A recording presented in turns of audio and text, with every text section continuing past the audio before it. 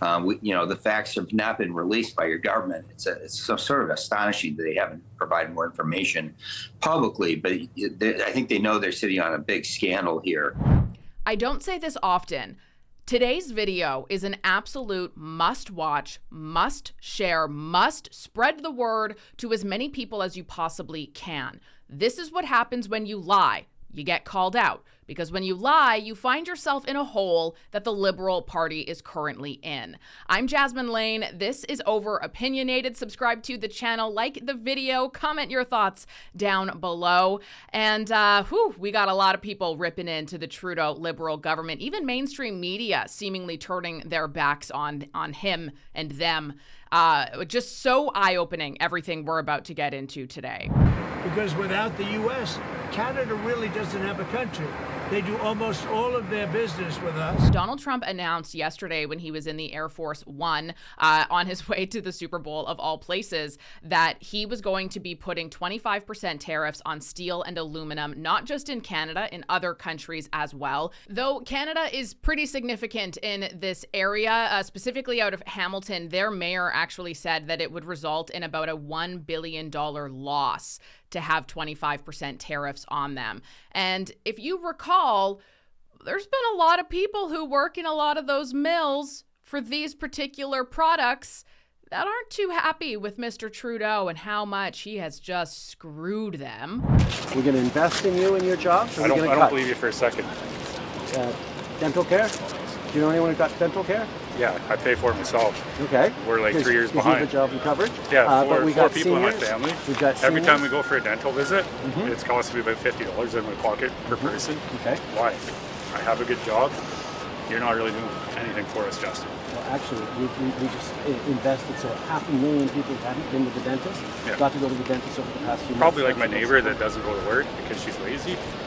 Well, She you know just what? doesn't go to work. She lives the same Most life I do. Canadians try to stick up for each other, and that's what we're going to keep doing. Yeah, Good yeah. luck and take care of your family, sir. No, I'm good. Thank you. All right. Have a nice day. Have a good day, sir.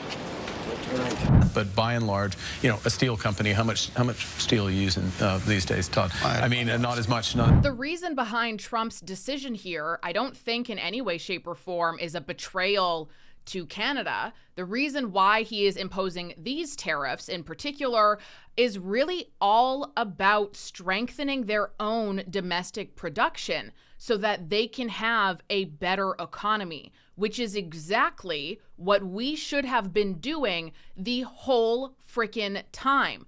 And we haven't been doing that. What we did do instead was we gridlocked ourselves so that we only exported to the USA because it was what we were used to and comfortable with. They shut down every opportunity to advance things further into other markets. They have completely shut out all investment in this country by their high taxes, the insane size of government, all of that bureaucracy, the red tape, how long it takes to get anything done. Why on earth would a company invest in Canada where it's going to cost them more?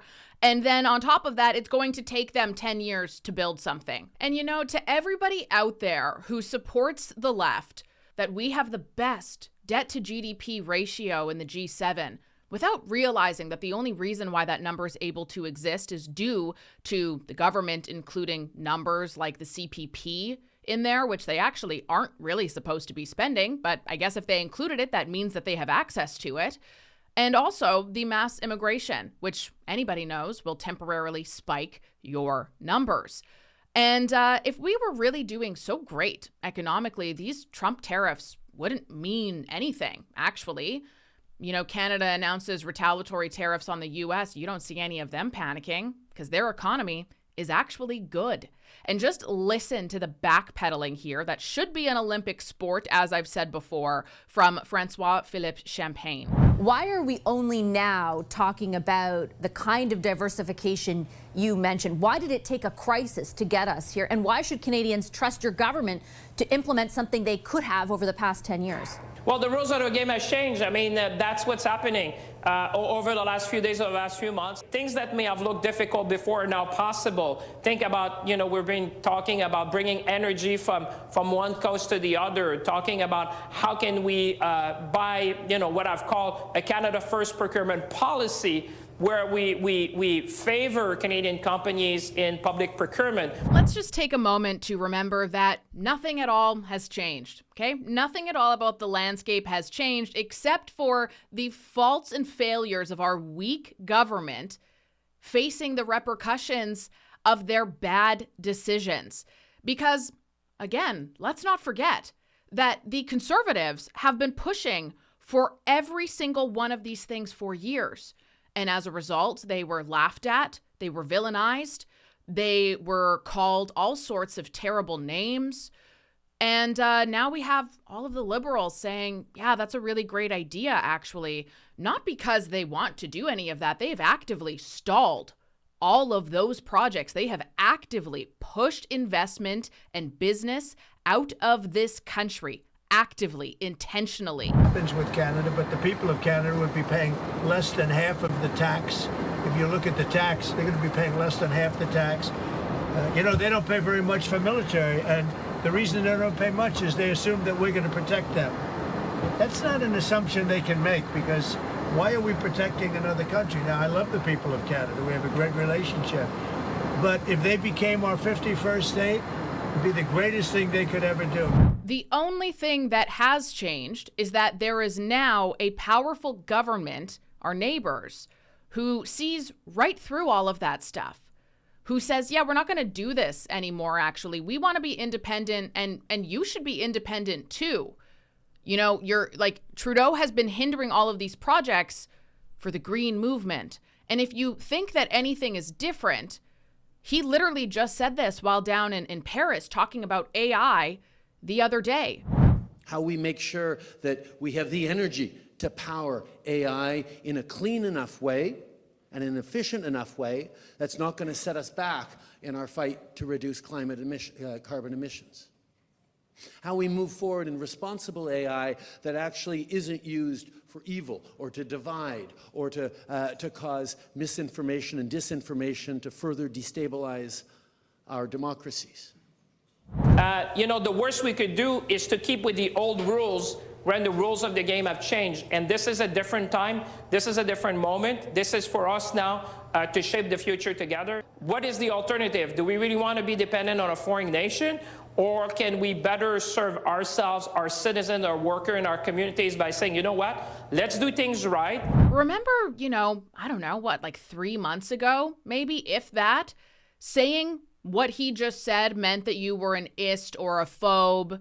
It meant that you were funded by Russia. Why on earth would a country want to be able to depend on itself? Why would a country ever want to drill in order to have an economy that's thriving? Why would we ever want to do that unless it's due to Russian propaganda? The Canadian people many of them would love to join the United States with no tariffs, with lower taxes. And I have all kinds of neighbors down in Florida that are Canadians that are escaping many of the liberal policies and have moved in. But look, what we're talking about yes here or is no? First of all, I think some Canadians would disagree with you. In the Western Hemisphere? I think some Canadians would disagree with you. But just yes or no, is he planning to annex part Canada? Of his policy. Well, I don't think there's any plans to invade Canada, if that's what you're talking about. But there is a lot of people that like what we have in the United States and do not like the last 10 years of liberal progressive governance in Trudeau. I thought this was really interesting, too. So somebody actually did the math to see just what Canada is worth. Take a listen to this. Well, what we did was we went to the CIA World Fact Book, which has the estimated figures of the value of the assets of every country in the world. So that was what we based it on.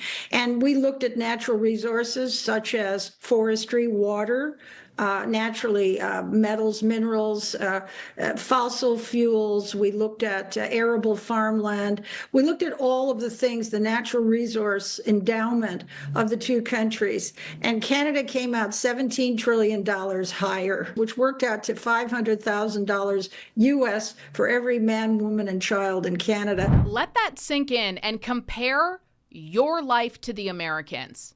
And don't get me wrong, there's a lot of things wrong with America too, just as there's a lot of things wrong with every country here. But Canada is worth how many trillion more than the United States with just the wealth that we walk on every single day.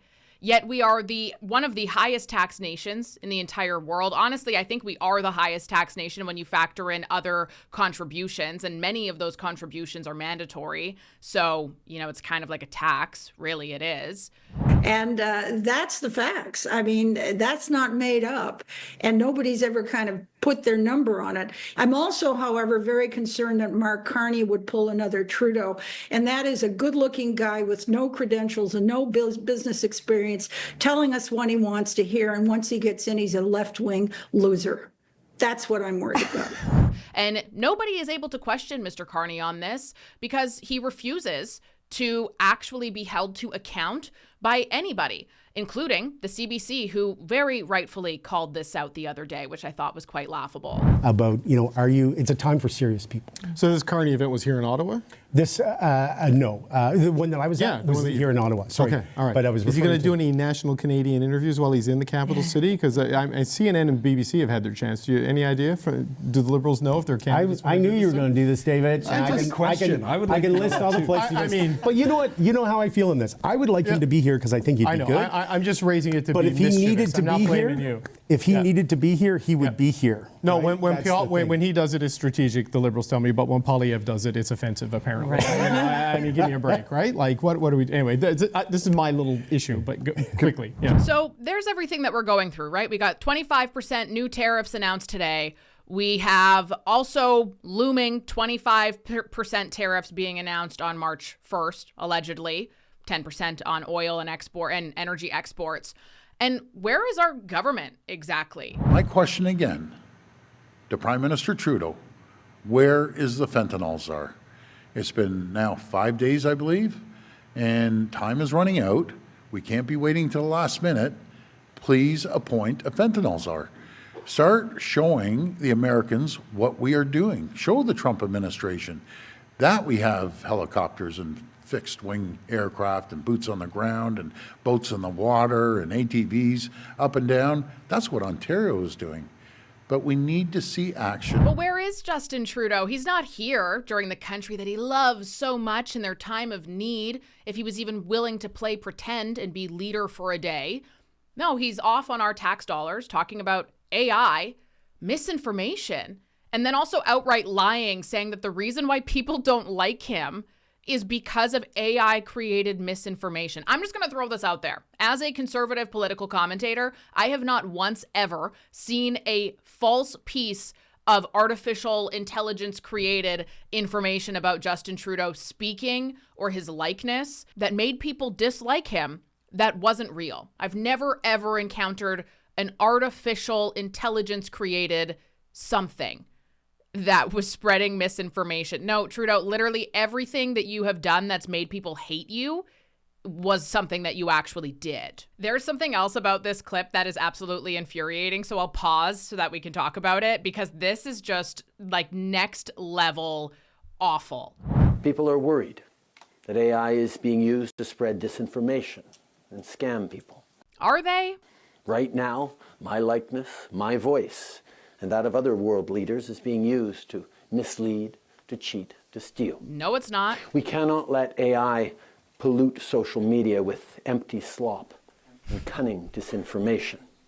We cannot let it grow even more, the rifts within us, rifts that are already so deep between the haves, the have-nots, and the have-yachts. He's literally speaking in Paris, and he takes a line of Pierre Poilievre's as though it's his original own to say it in front of a group of people who have no idea what he's talking about or where that's from. And he gets a nice little giggle from Pierre Poilievre's line.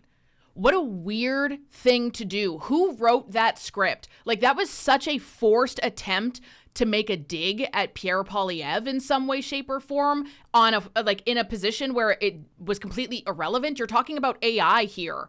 What are you doing? What the hell is wrong with you, though, actually? And, oh, well, it's AI. It's a fear of misinformation and disinformation, AKA we need to crack down more. We need to censor you even more. Meanwhile, this isn't even a problem at all. This isn't a problem at all. Anywhere that even has AI on its platform has disclaimers saying that this is AI. So no, Trudeau, the reason why people don't like you is because you kind of suck. We cannot let it drive our citizens further towards cynicism, populism, hopelessness, and hatred.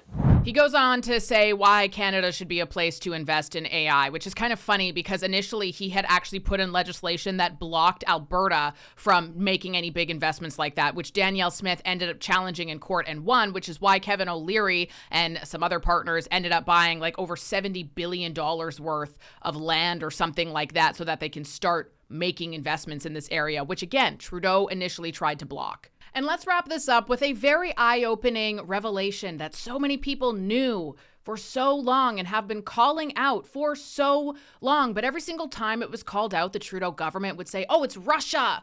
We got to be scared of Russia and the conservatives with Russia. No, the biggest threats to Canada right now is Iran, which you see with all of the pro-Palestine protests and how much that swept the entire nation, among obviously other financial gains and whatever too. But that's just a really big visible one. That's all backed by Iran, okay? And also China. China, Iran, India. Those are the three biggest threats. Yet they're the three that the Liberals never talk about. And why wouldn't they talk about them? Could it be that that's perhaps who they're involved with? I don't know. I'm just speculating here. But this is a fantastic example of a narrative being disrupted. I am so tired of hearing about Trump's threats and, oh, well, Canada isn't as much, just being pushed, the propaganda push by everybody. And it's like, dude, you're not looking at the whole picture here. And that is a baloney statement. One of the things that we have pointed to a lot over the past couple of weeks when responding to the president is the amount of fentanyl that crosses from Canada to the U.S., which is, as you know, very small. It was 43 pounds. How disheartening is it that there are so many people where that is their only source of information and they hear 43 pounds, that's nothing. But what these hosts intentionally omit is that 43 pounds of fentanyl, which isn't all that's crossing the border, by the way, is enough to kill 9.75 million people. That's a lot. But they don't say that portion. They keep dumbing it down. The propaganda, the psyop, they want you to think that it's not a lot. That's why they so frequently reiterate, oh, it's 1%, 1%, less than 1%, 1%, 43 pounds. They reiterate it. They say it so much so that anybody listening thinks that it's not a big deal because the way that they're presenting it is not a big deal. Could you imagine how different the rhetoric would be if they were presenting it by saying, wow, there was, enough to kill over 9.75 million people that was caught? People would be horrified. And instead you have people defending it. Was seized at that border. But I understand you think that is not sort of something that we should be focusing on, the fact that it's a small amount, particularly compared to Mexico. Give me your thoughts. Well, several months ago, you had the biggest lab in the history of the world, taken over by the Royal Canadian Mounted Police in Vancouver. We'd never even seen anything like this. It made Breaking Bad look like, minor league.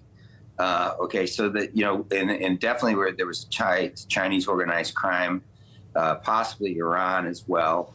The facts have not been released by your government. It's so sort of astonishing that they haven't provided more information publicly, but I think they know they're sitting on a big scandal here.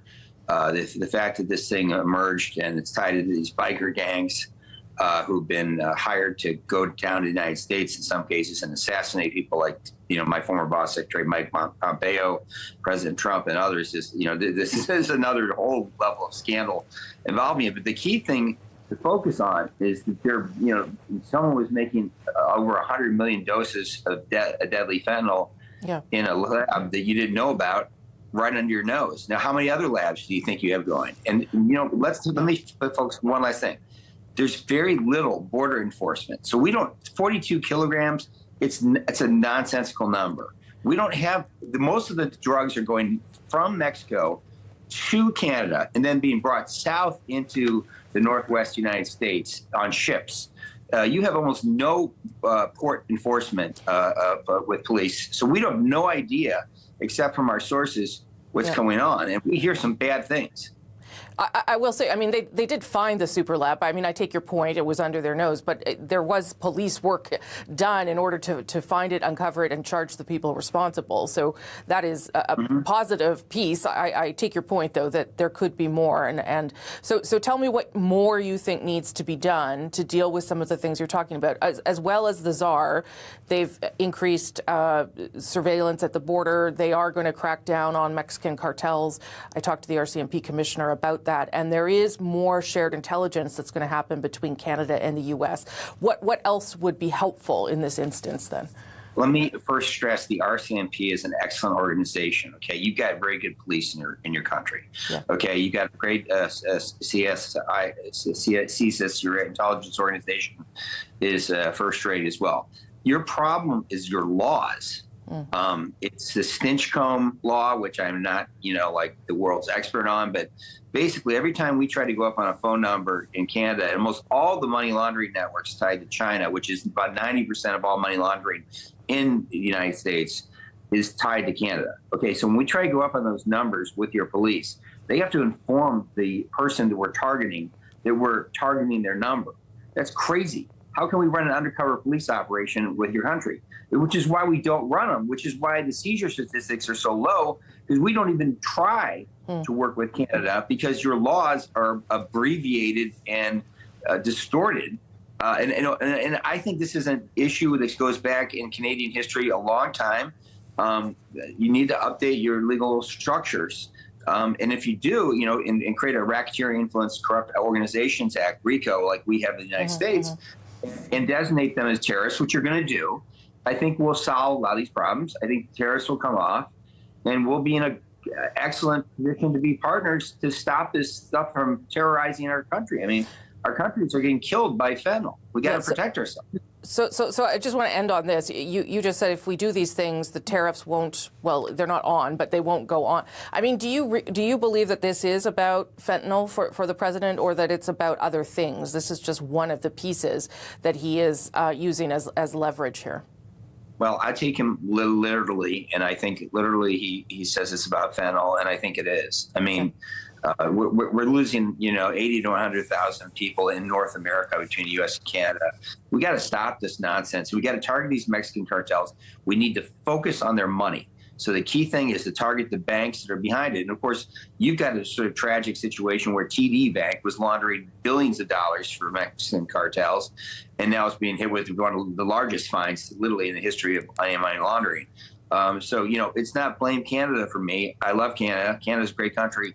We need to work together. We've got our own problems with our banks laundering money too in the United States. So we gotta break the bank on fentanyl trafficking for these cartels and bring them down. But what has Justin Trudeau and the Liberals' reaction been to this? It has been to boo the national anthem, which is the most un-Canadian thing ever, and I completely detest it. It is to create more division, to villainize and demonize Donald Trump, and then to fly to Paris to talk about how AI is copying your voice, which it's not, to spread misinformation, which it's not. What are you doing in Paris, Justin? To talk about Canada's future with AI? You're gone in a month. What are you doing? I'm Jasmine Lane. This is Over Opinionated. Thank you so much for watching. I hope you made it to the end. I know a lot of people stopped watching in the middle of the video, but this ending portion was certainly worth every second. Be sure to subscribe to the channel. You can also follow me on other social media platforms as well. Like the video, comment your thoughts below, all that jazz, and I will talk to you tomorrow.